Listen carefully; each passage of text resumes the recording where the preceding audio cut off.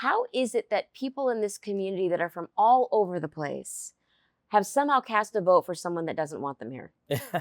Can you break that down for Yeah, me? Because that's the part that I'm not understanding, right? I think in part the president gets away with a lot because people think he's not being serious, right? People think he's joking. People think like, oh, okay, he's not actually going to go that far. And unfortunately, we've seen after 10 months that he is. He is willing to do that. He has people in his ear who are absolutely trying to remake America to not be, what it is, which is this multicultural melting pot.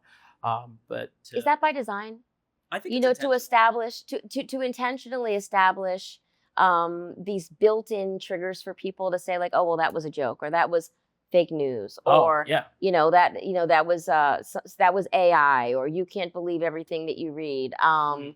or that was a witch hunt, or that was a democratic designed blah blah blah. I mean, it's just constant barrages day after day after day, and it's so interesting to me because it feels intentional that every day it's something new, Yeah. because you're hoping maybe that what happened in yesterday's news cycle is already forgotten. Yeah. So is this a strategy? I think so. I think it's hard to keep track. Are we falling for it? I think folks.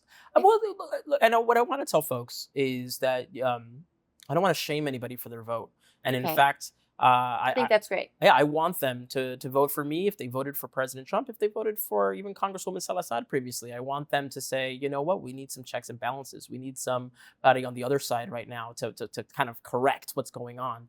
So I don't shame them. What I tell them and what I strongly believe is that they were misled.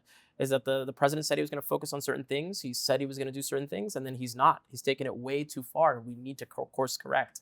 And so I do think folks, when there's such a barrage of, it's hard to keep track. It's Right. exhausting. You want to tap out. You want to get jaded and say, forget it. I can't change all of this. It's out of my control. That is the way that we, descend further and further into authoritarianism, and we lose our democracy.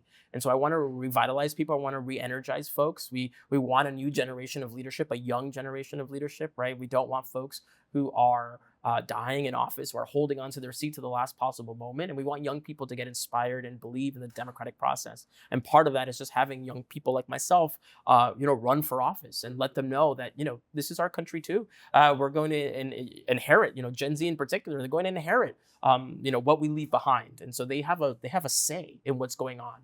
So when we say things like protect our democracy, what do we really mean? Yeah, I think that we got to make sure that people have the right and the ability to vote. We put way too many barriers in front of people, right? It's a Are you talking about gerrymandering? yeah, gerrymandering and all the impediments they put to getting registered to vote, right? We should have things like same day registration or even opt out registration, so people are automatically registered who are U.S. citizens. If we're talking about gerrymandering, absolutely, instead of people choosing the representatives, gerrymandering is about the representatives choosing their voters. They get to decide, the boundaries of where they want to run based purely on whether they can retain their seat or not. That isn't democracy.